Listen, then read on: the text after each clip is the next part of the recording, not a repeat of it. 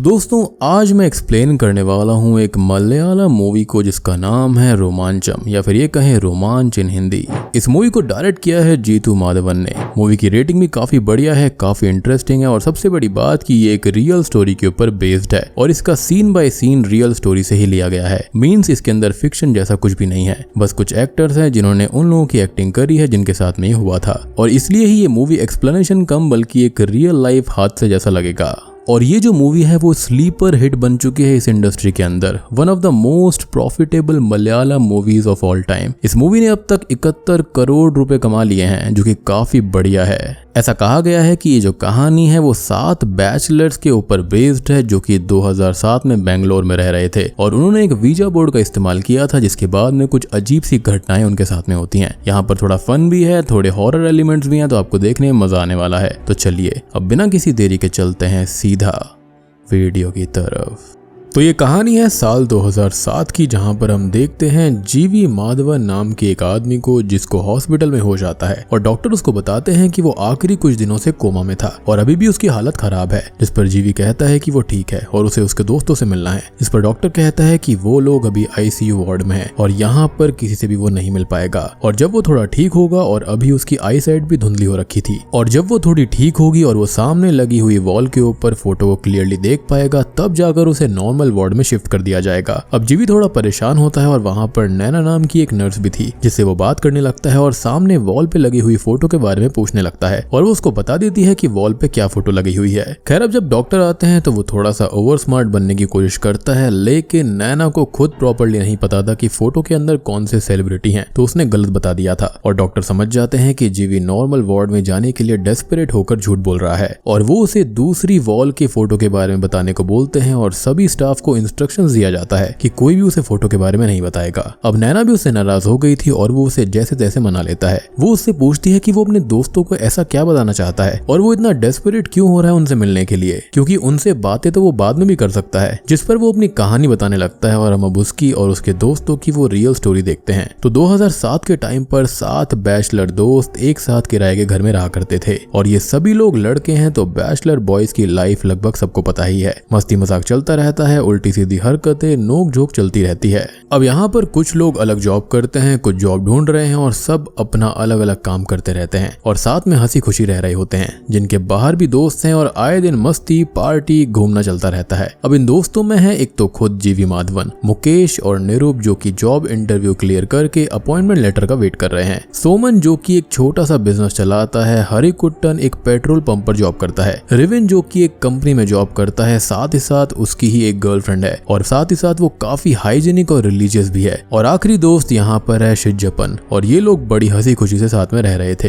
अब वो लोग काफी पार्टी वगैरह करते रहते हैं, तो एक दिन निरूप सबकी अलग अलग ड्यूटीज बांट देता है कि किसको क्या करना है। अब मुकेश यहाँ पर टोबैको का बहुत बड़ा शौकीन था, साथ ही साथ नशे भी बहुत करता था और ड्रिंक्स ना मिलने पर वो कफ सिरप तक पी लेता था, जिससे सभी लोग परेशान रहते थे। अब एक दिन निरूप और हरी उसका बैग चेक करते हैं, लेकिन उसके अंदर उन्हें कोई भी टोबैको नहीं मिलता क्योंकि उसने सब कुछ जीवी के बैग में छुपा कर रख दिया था और वो उससे कहता है कि अगर उसने निरूप को उसके बारे में बताया तो वो भी बता देगा कि जीवी भी ड्रग्स लेता है। अब एक दिन जीवी अपने किसी फ्रेंड के घर जाता है जहां पर बाबू नाम का उसके फ्रेंड का फ्रेंड सभी के साथ वीजा बोर्ड पर स्पिरिट सेशन कर रहा होता है, जो कि जीवी को काफी फैसिनेटिंग लगता है। हालांकि बाबू खुद किसी स्पिरिट को समझ नहीं कर पाया था और उसने ये सब कहीं से पढ़कर ये देखकर ही शौक पाल लिया था। अब अगले कुछ दिनों में जीवी बाबू से वीजा बोर्ड के बारे में पूछता है और घर आकर अपना ही एक वीजा बोर्ड बना लेता है। अब दिवाली की रात वो सबके साथ वीजा बोर्ड पर स्पिरिट सेशन करने लगता है और उन सब के लिए ये कोई खेल था और अभी कोई भी स्पिरिट नहीं आती, जिससे सबको लगता है कि ये बकवास है। और तभी जीवी को भी बुरा लगता है, तो वो एक नया आइडिया लगाता है। अब वो कैरम बोर्ड के ऊपर वीजा बोर्ड बनाता है क्योंकि उसके सरफेस की वजह से ग्लास अच्छे से खिसक पाएगा और वो खुद ही ग्लास खिसकाकर सबको ये शो करेगा कि स्पिरिट आ गई है और वो उसमें एक्सपर्ट हो गया है।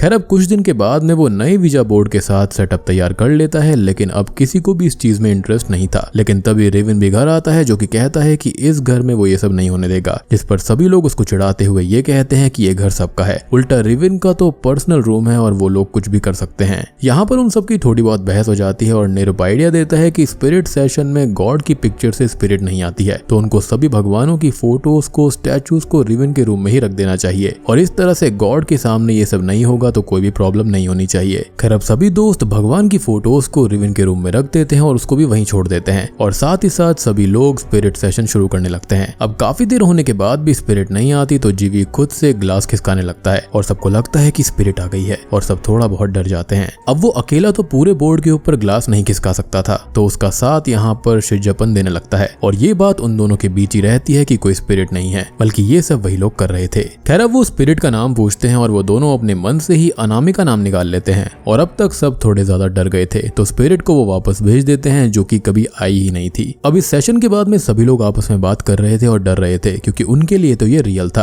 अगले दिन सभी लोग फिर से स्पिरिट सेशन करते हैं और यहाँ पर उनके दो और दोस्त आए हुए थे जो कि कुछ सवाल करते हैं और जो चीजें जीवी और शिजपन को पता थी उसका जवाब वो दे देते हैं और जो नहीं पता होती तो वो ग्लास को गोल गोल घुमाकर ये कह देते हैं कि स्पिरिट का बताने का मन नहीं है क्योंकि ये रूल्स होते हैं। अब जीवी गेम बंद करने लगता है लेकिन निरूप उसकी जगह पर बैठा हुआ था और मुकेश यहाँ पर शिजपन की जगह पर। लेकिन अब ये दो लोग जो कि ग्लास चला रहे थे वो तो उठ गए थे और स्पिरिट वहां पर थी नहीं, मींस ग्लास नहीं घूमेगा। लेकिन अगले ही सवाल पर ये ग्लास खुद से मूव कर जाता है और जीवी को लगता है कि ये निरूप का काम होगा, लेकिन ये निरूप ने नहीं किया था और बात कुछ और ही थी।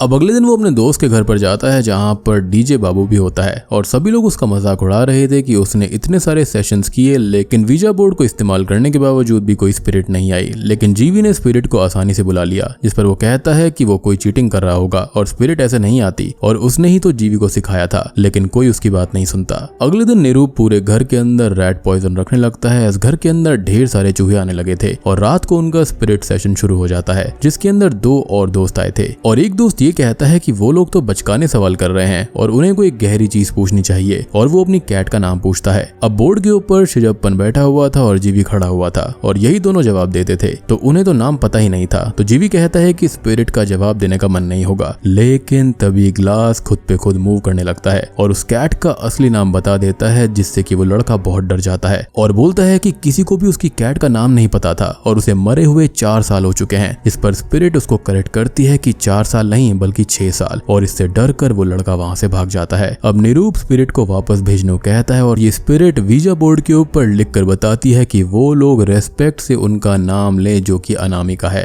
अब अगले दिन फिर से स्पिरिट सेशन शुरू होता है जिसके अंदर उनके बहुत सारे दोस्त, आस पड़ोस के दूर दराज के बैचलर्स बॉयज आने लगते हैं और वो लोग अपने सवाल करने लगते हैं और ये जो वीजा बोर्ड होता है, ये स्पिरिट होती है, वो सबका सही सही जवाब देने लगती है। और यहाँ पर जीवी ने जो मजाक शुरू किया था वो मजाक अब सच होता जा रहा था। उस घर के अंदर उनके बीच एक स्पिरिट आ चुकी थी जिसका नाम अनामिका है। खैर अब उनके घर पर ढेर सारे लोग आने लगते हैं, मेला लग जाता है और सभी लोग अपने अपने सवाल इसी स्पिरिट से पूछने लगते हैं जिसको अब से हम अनामिका ही बोलेंगे और वो सबको जवाब देने लगती है और वो भी एकदम सही। इवन दूर से कोई सवाल करता तो उसका तक वो जवाब दे रही थी। अब ये सब ऐसे ही चलता रहता है और बाबू सेशन में आने की रिक्वेस्ट करता है लेकिन जीवी उसे आने नहीं देता, ऐसा वो आएगा तो उनका भांडा फूट सकता था। खैर अब ऐसा होता है कि एक दिन वो जो बोर्ड होता है वो फैन के गिरने से टूट जाता है और वो लोग नया बोर्ड लाकर उसे वीजा बोर्ड बना लेते हैं। जीवी को समझ तक नहीं होती कि इस घर में एक स्पिरिट है और उसे यही लगता है कि ये सब ऐसे ही हो रहा होगा या फिर कोई और दोस्त कर रहा है। अब एक दिन फिर से डीजे बाबू वहां पर आता है और कहता है कि उसे रूल्स पता है, वो उनको सिखा देगा और अगर एक ही स्पिरिट को बार बार बुलाया जाए तो वो उन पर हावी हो जाएगा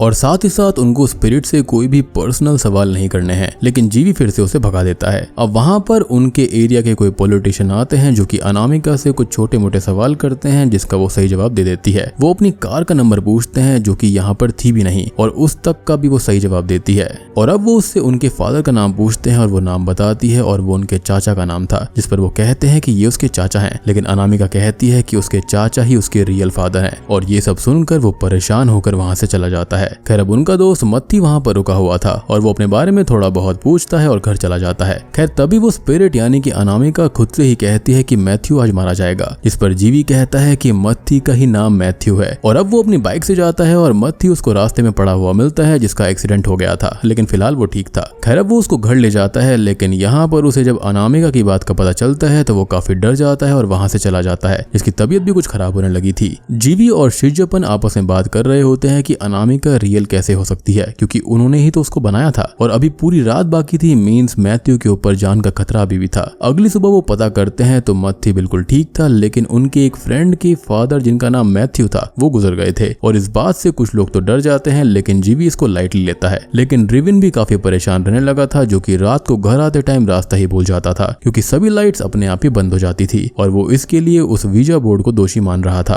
अब कुछ दिन ऐसे ही चलता रहता है और पूरी रात अनामिका की स्पिरिट वापस नहीं जाती थी, जिससे वो लोग थोड़े और परेशान रहने लगते हैं। अब एक दिन डीजे बाबू वहां पर आता है और इस बार जीवी भी उसे नहीं रोकता और वो सेशन में शामिल हो जाता है। वो अब अनामिका से सवाल करता है और वो जवाब भी देती है, जिससे उसकी रूह कांप जाती है, क्योंकि इसे वो भी चीटिंग ही समझ रहा था और उसने कभी भी किसी स्पिरिट को फील नहीं किया था। अब वो कुछ सवाल करता है कि क्या अनामिका कभी यहाँ से जाती भी है, जिस पर वो ना कह देती है। मींस वो सेशन के बाद भी यहीं पर रहती है और पिछले 27 दिन से रह रही थी। उसे ये लोग पसंद नहीं और उन्हें मारने का दिल करता है और अब तक जीवी और बाकी लोग बाबू को घर से बाहर निकाल देते हैं और वो उनको बुरा भला बोलकर कर्ज करके वहां से चला जाता है। अब जब सब बाहर थे तो बोर्ड के पास अकेला हरी बैठा हुआ था और अनामिका उससे कुछ कहने लगती है, लेकिन वो सभी अल्फाबेट्स को नोट नहीं कर पाता और अब तक निरूप भी परेशान होकर उस बोर्ड को तोड़ देता है और दोबारा कभी अनामिका और वीजा बोर्ड की बात ना करने को बोलता है। अब कुछ दिन सब कुछ ठीक चलता रहता है और एक दिन जीवी सबको अपने एक फ्रेंड सीनो के बारे में बताता है, जिसको कुछ टाइम पहले किसी ने किडनैप कर लिया था और अब वो फ्री हो गया है, लेकिन थोड़ा अजीब बिहेव कर रहा है। तो उसके रिलेटिव चाहते हैं कि वो जब तक नॉर्मल ना हो जाए जीवी के साथ ही रहे, जिस पर निरूप मान जाता है।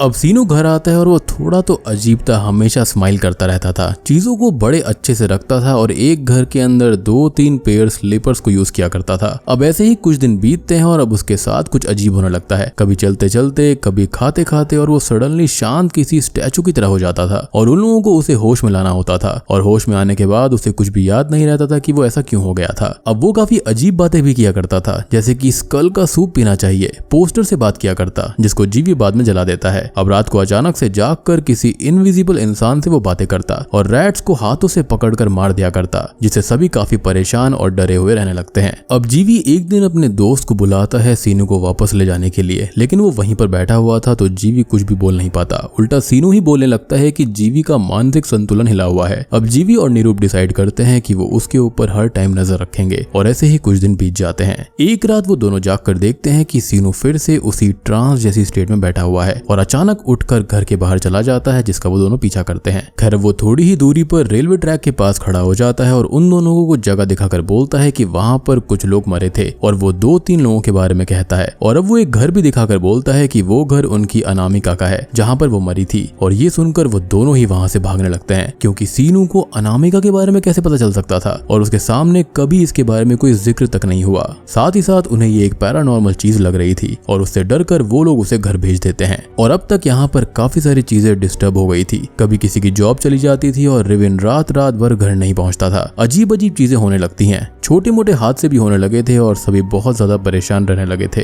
अब वो सभी फैसला करते हैं कि उन्हें घर के अंदर शुद्धि करा लेनी चाहिए। इस पर जीवी कहता है कि ऐसा कुछ नहीं है और अनामिका उसका बनाया हुआ एक झूठ था और वो ऐसे और भी भूतों का झूठ बोल सकता है। और अब वो उस बोर्ड को उठाता है और उन लोगों को दिखाने लगता है, लेकिन तभी अनामिका की स्पिरिट बिना पूछे जवाब देने लगती है। हलचल शुरू हो जाती है, डोर्स अपने आप बंद होने लगते हैं, लाइट्स ऑफ होने लगती हैं और चीजें खुद पे खुद मूव करने लगती हैं और घर के बाहर उन्हें बहुत सारी शैडोज दिखने लगती हैं, जिससे डरकर वो लोग घर से बाहर भाग जाते हैं। और अब तक वहां पर रेविन भी आ जाता है, जो कि किसी ट्रांस स्टेट में घर के अंदर ही चक्कर लगा रहा था, जिसको वो लोग होश में लाते हैं और वो लोग शुद्धिकरण करने का फैसला कर लेते हैं। घर के अंदर प्रीस्ट्स आकर शुद्धिकरण कर देते हैं और उनको लगता है कि सब नॉर्मल हो चुका है। लेकिन एक दिन जीवी की तबीयत खराब हो जाती है और वो बुखार में लेटा हुआ था और बेहोश हो गया था। तभी वो अनामिका को देखता है, जो कि उस घर में अभी भी घूम रही थी और उसके ही बैग के अंदर जाकर वो रहने लगती है। खैर अब कहानी प्रेजेंट टाइम में आती है और नैना ये सुनकर उसे सामने वॉल पे लगी फोटो के बारे में बता देती है, ताकि वो दूसरे वार्ड में चला जाए और अपने दोस्तों से मिलकर उन्हें सब कुछ बता पाए। अब वो सबको बता देता है कि अनामिका कहीं नहीं गई है, वो उसी घर में उसके बैग के अंदर है। अब वो सब अपने घर जाने का डिसाइड करते हैं और जीवी की मदर कहती है कि उसका ख्याल रखने यहाँ पर सीनू रहेगा और वही उन्हें भी यहाँ पर लाया था। और हम सीनू को देखते हैं, जो कि इस डायरी के अंदर उस रात जो अल्फाबेट्स अधूरे रह गए थे उन्हें पूरा करता है और उस बैग के अंदर जिसके अंदर अनामिका थी उसे लेकर हॉस्पिटल आ जाता है, जिसको देखकर सभी लोग बहुत डर जाते हैं। और एंडिंग सीन में हम उस डायरी को देखते हैं तो उस पर यह लिखा हुआ था, मीन्स अनामिका ने यह कहा था कि वी आर कमिंग, हम आ रहे हैं। और